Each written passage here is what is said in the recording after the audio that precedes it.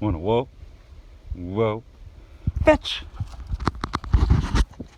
Hey, good morning guys. It's June 7th, 2020, and I'm starting week 5 of my meat bird project. My meat birds are about 6 weeks old, but I wanted to start today by introducing you to a couple of things. Mona! Hey crazy Mona, she's ball hound. You crazy dog. Wanna sit? Sit. This is Mona, and she's one of my dogs, and she runs around. And this is my yard, and there's 2 reasons I wanted to show you this, and one is because it's just gorgeous right now. Look at all the lilacs that are in bloom, all the flowers are. I keep my birds on the perimeter of my landscaped area, so I didn't want you thinking that my property was just a chicken run in a compost pile. It's all this beautiful stuff that Emily's been working on and doing really well with. Look at all these flowers. They kind of took a beating in the storm last night, but they'll come back. We needed the rain anyways. But the other reason, just to other than to show you how nice and lovely it is this time of year, you can see the vegetable gardens peeking out over there, is to talk about kind of the fact that both the dogs and the garden exist in pretty good harmony with my chickens. And I think anybody who is keeping chickens is engaging in small-scale agriculture, meaning that they're keeping them at least to some degree for products, usually eggs, and in this case meat. That doesn't mean you can't think of them like pets, but it does mean that you're expecting some sort of product out of them. And they're probably the most widely kept livestock, and that's because they're really harmonious with a lot of other things in your property. So, you know, that garden, we use a lot of the chicken manure and the compost. And my dogs, the dogs are really working both ways because those dogs offer some protection to these birds, and I always have my dogs running around the yard, and it keeps the predators to a minimum.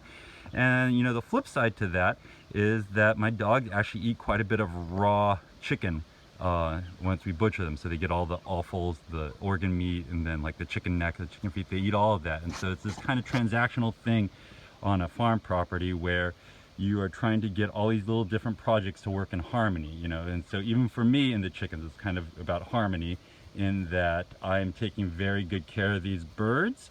I offer a higher standard of care than would be afforded these birds in an industrial setting. And it's of course transactional in that at the end of it, I eat them. And so this is the way that there's a real balance, and chickens are really great on a small scale property for that. There's just a lot of harmony with a lot of other projects. And so beyond that, this chicken project is kind of on cruise control. I'm just feeding these, I'm watering them, and I'm cleaning them and just making sure they're secure at night.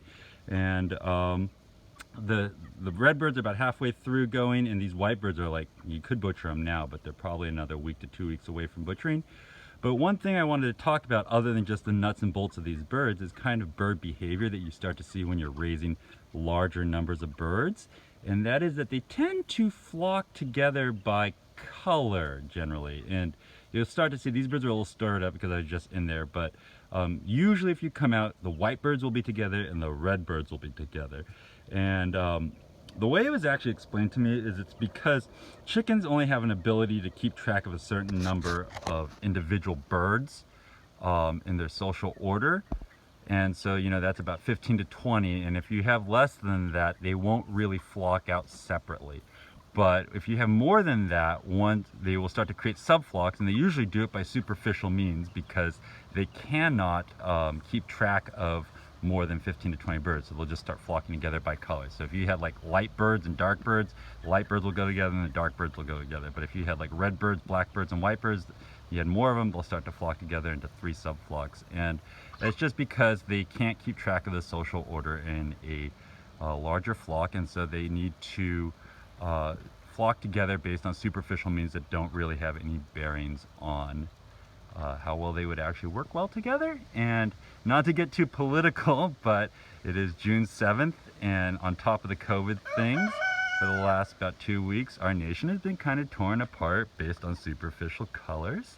And I think a lot of it has to do with the fact that we've just gotten away from really being able to learn and know about each other. And because of that, we're having to flock out into superficial means. And there's a lot of things in life that are enforcing that. And that's where the harmony's gotten away from things. So I'm not wanting to make a political statement on there and other than to say that chickens can have a lot of harmony, and they can also have a lot of disharmony. And the lesson to take away from that is we're probably no smarter than chickens. Have a great week, guys.